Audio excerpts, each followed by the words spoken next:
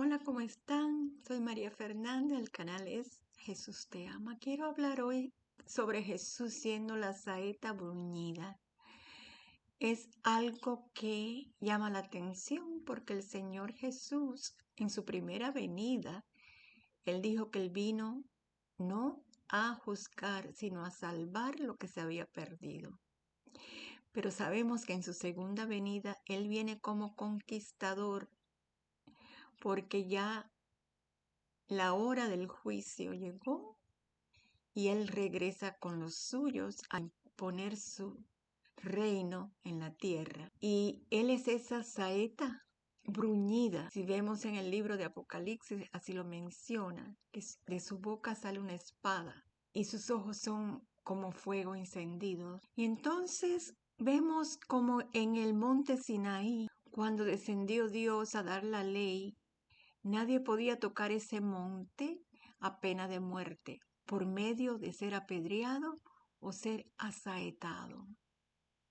Y me llama siempre esto la atención, esa saeta de Dios y el Señor Jesús en la tierra cuando fue nuestro sacrificio.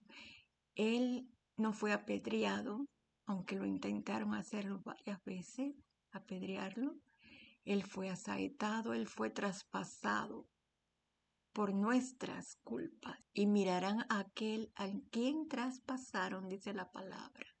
Entonces vemos como en el libro de Josué, que es cuando está conquistando a la ciudad de Ai, y atacan la segunda vez porque la primera vez habían sido derrotados porque Acán tenía algo escondido que era anatema de la ciudad de Jericó. Y el Señor no dio la victoria hasta que ese hombre fue encontrado y él fue apedreado. Pero aquí en este relato de Ai, cuando la batalla termina, toman al rey de Ai, se lo llevan a Josué, que representa al Señor Jesús, porque Dios le dijo que tomaras tu lanza, tu saeta, tu jabalina, y la pusieras contra la ciudad antes de atacar, porque Dios la iba a destruir. Y así vemos cómo esa jabalina, esa saeta que tenía Josué, que representaba en sombras al Señor Jesús, era la señal de que una cosa iba a ser destruida. El Señor Jesús fue nuestro sacrificio y Él murió por nosotros, fue horadado por nosotros. Y cuando Él regrese, como dije, Él viene a conquistar la tierra y Él será esa lanza y todo va a ser traspasado a Él, pero Él va a vencer y a derrotar con la palabra de su boca, que es una espada de dos filos. Y es muy interesante, este arqueólogo tiene este estudio que me parece extraordinario de cómo ahí la encontraron los arqueólogos y después fue desmentida por otro arqueólogo que era liberal, pero gracias a que ellos volvieron a excavar ahí, encontraron las evidencias de que ese es en realidad el lugar conocido como Ai por los artefactos que encontraron, las vasijas de barro de ese periodo y la capa de hollín que fue quemado el lugar. Así que aquí está el estudio del arqueólogo.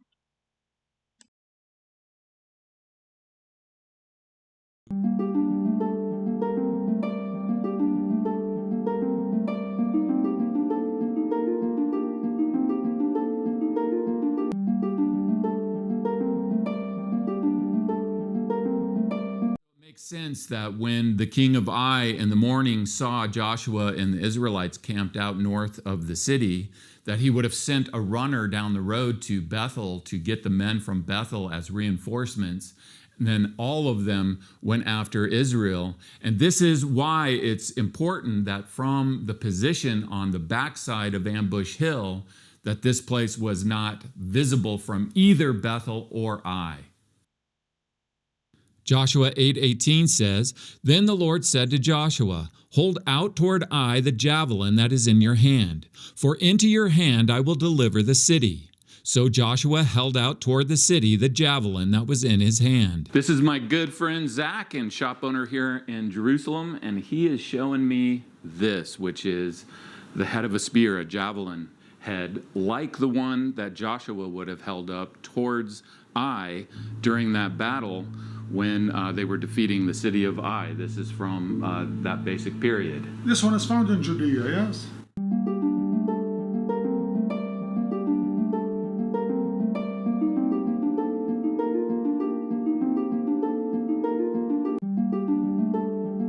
Imagine 5,000 men coming over the top of this hill and the city being left open and rushing and attacking the city and then quickly setting it on fire.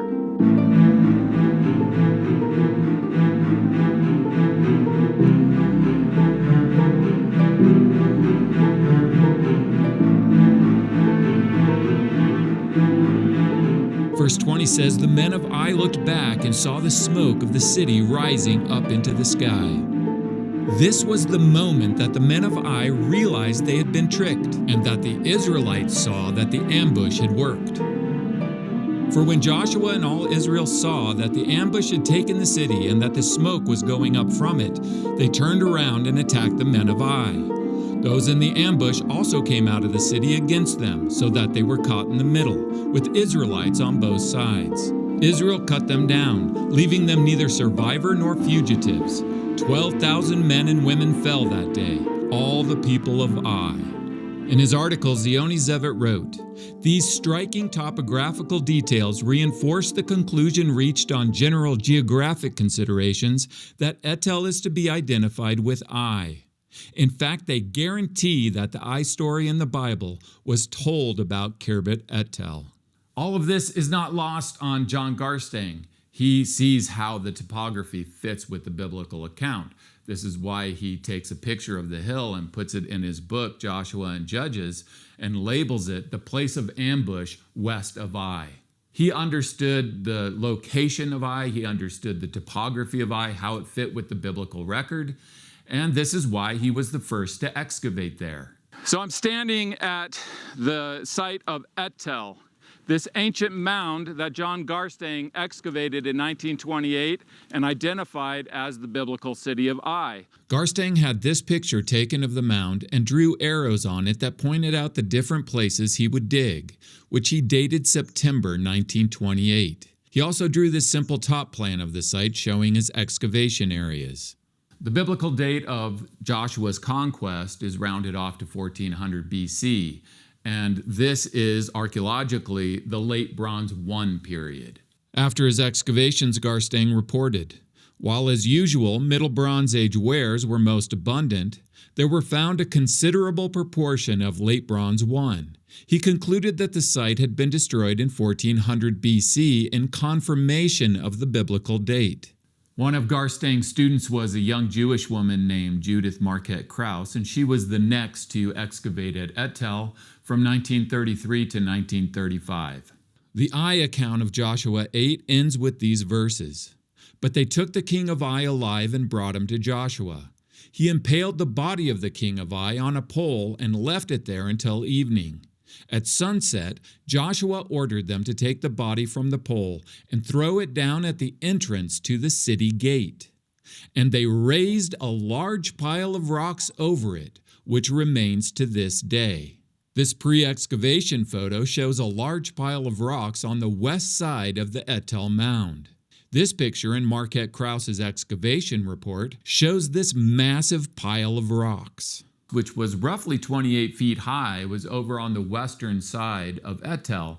And was this just a random pile of rocks, or was this the pile of rocks that the Bible is talking about? So over the course of a couple of seasons, Marquette Krauss's team removed this huge pile of rocks, and what was underneath it was a gate complex. This included a fortification tower next to it, the gate itself, and then this small sanctuary associated also with the gate. Now, just to make sure we understand, when we look at Etel today, this is where the pile of rocks was located.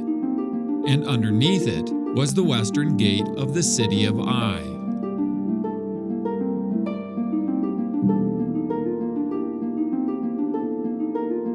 Flying towards the west, we approach the gate complex, where the pile of rocks was located before being removed. Underneath were the ruins of a fortification tower, and next to it, the city gate. You can see the passage for the drainage under the gate still right here where I'm standing. I think there's a very good chance that that 6 meter high pile of stones over the citadel or gate area is the one that's mentioned in Joshua chapter 8. It's certainly a very odd feature, and that's the only textual explanation that we have for it.